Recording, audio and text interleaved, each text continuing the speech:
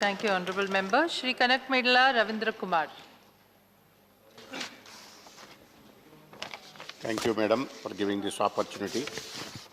In the Union Budget 21-22, 1,10,055 crores has been allocated for railways. Out of this, 1,07,000 crores is capital expenditure.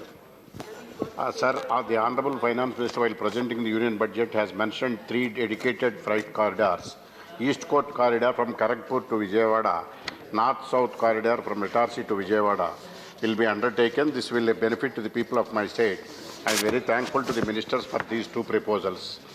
Sir, I would like to draw the attention of the Honourable Minister with regard to the AP Reorganization Act 13th schedule. It says, the central government shall take measures to establish rapid rail and road connectivity from the new capital of successor state of Andhra Pradesh to Hyderabad and other important cities of Telangana. So it is odd fact that in spite of new capital of AP, Amaravati, being located close to Vijayawada and Guntur, it is deprived of railway connectivity, and it is precisely reason why the AP reorganization mentioned in explicit terms central government shall take steps to develop rail and road connectivity. Then come to the another important aspect, South Coastal Railway Zone at Visakhapatnam. A new railway zone has been created with headquarters at Visakhapatnam, but it has not come into full-fledged operation. Till now, territorial jurisdiction for the zone has not been finalized so far. I urge the government to take the steps to make it fully operational very soon. And there are some other projects with regard to the railway.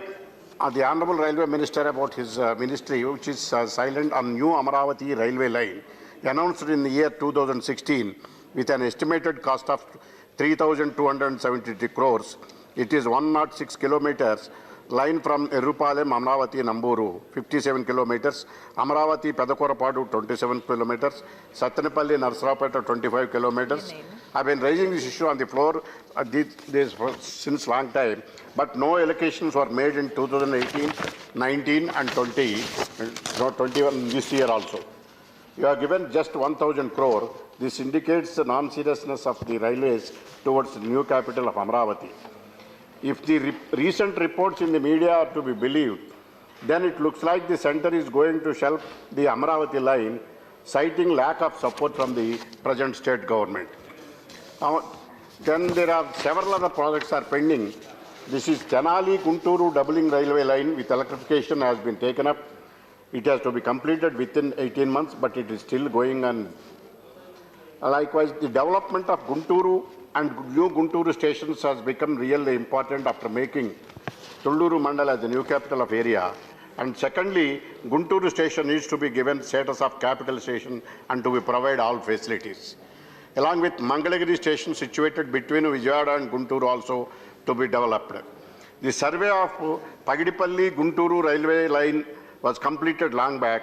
In the absence of second line, passengers are facing a lot of problems due to delay due to heavy traffic leading loss of revenue railways.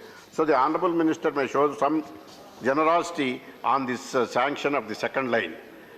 Then, Madam, with regard to the Honourable Member, you'll have to start winding. Yes, sir. Final line. With regard to the projects in the state of Andhra Pradesh has to be given priority since it is newly formed state by virtue of the provisions of the AP Reorganization Act. It should not be neglected in any manner. With these observations, I support the demands for grants under the Ministry of Railways. Thank you, sir. Thank you. Thank you, Honourable Member. We have Shri Neeraj Sekharji. Manoj ji चले गए, मैं पहले उनका आभार व्यक्त करना चाहता हूं। कई बातों से उनका समर्थन नहीं करता हूं मैं उनका, लेकिन आज जो उन्होंने माननीय मंत्री जी से आग्रह करूंगा, आदरणीय कर्पूरी ठाकुर जी और पिताजी के लिए जो ट्रेनिंग